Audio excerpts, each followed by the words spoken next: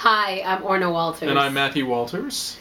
And we're here today just to share with you some ideas that if you're in a relationship and you want some fun things to do tomorrow for Valentine's Day, we have some really cool ideas about building intimacy and just enjoying your partner and celebrating the love you have between you. And these are great ideas for things you can do that don't include going out to a fancy restaurant or spending a lot of money, because we know times are tight for some people. So this is a good way at home to just really have a really great time together. Yeah, and it's really about celebrating the relationship. Exactly. So we're not promoting that Hallmark idea of Valentine's Day. We're just saying, hey, take some time out to celebrate each other. You know, you don't even have to do this tomorrow. You can do it any other time you want. So that's true. You can choose any day of the year.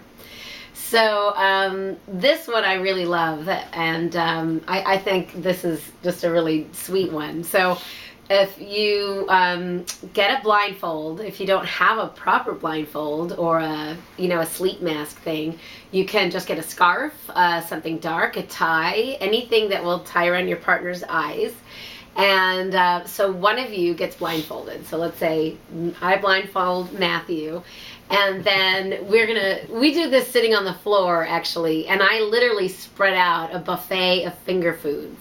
Yeah. And then while he's blindfolded, I feed him different things. And this is really fun to sort of decide, the sweet with the salt, or, how are you progressing the flavors together. And sometimes I'll put, like a little carrot stick in his mouth, and I'll say, okay, now bite, so he knows when to bite. And it's just a lot of fun. You can use, cookies, you can have, pretzels, or, any kind of finger food works. And we usually spread everything out on a sheet in case it gets a little messy. And then you switch. So then after I feed Matthew and he really enjoys his little tasty spread of delicious foods, then he would blindfold me and then feed me. And it's really a lot of fun. And one of the great things I like about it is really playing around with food combinations. Different foods you can mix together that are going to be a really great texture and taste combination in the mouth, and then to try to figure out what's going on. It's, it really focuses your senses on your taste buds, and it's really wonderful. I remember the first time that we did this, I was surprised how quickly I got full, because I'm only having little bites of food, but because my brain doesn't know what I'm eating, it would take me a while to sort of savor the flavors and figure out. And I realized that it didn't really take a lot to fill me up as far as my belly being full. Yeah.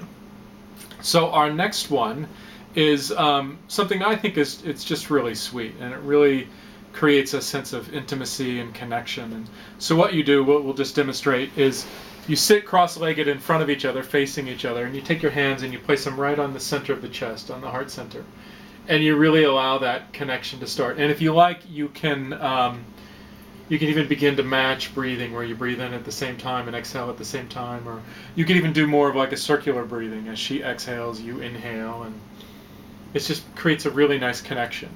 And as you're sitting like that, what you'll do is you'll share with each other different aspects that you really love and cherish about that person.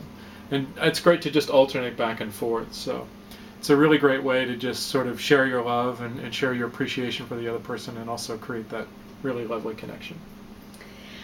I really enjoy that. Matthew will start appreciating all aspects of my being when we do that, and it just really gives me the space to really receive love from him in a really special way. So I really love that.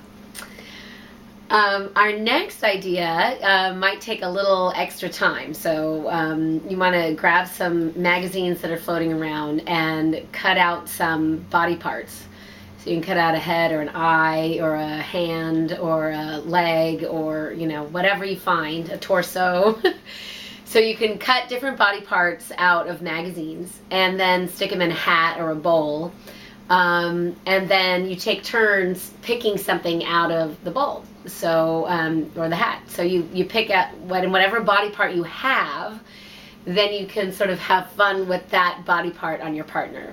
Whether you kiss that body part or massage that body part or say something loving about that body part, or just sort of have fun. Let your imagination go where it will. Exactly. And our final one is one that probably is something you're going to want to do if you're in more of a committed relationship as opposed to a casual relationship. But what you do is you get a journal or a book or, a blank book. A blank book, right? And what you do is you start alternating, writing down a vision of what you see about this relationship in the future. So we did this actually right after our wedding. We took the guest book and all the pages that hadn't been written in, and we wrote down, just some visions that each of us had, and we alternated. So I would write something, and then Orna would write something, and do it back and forth that way.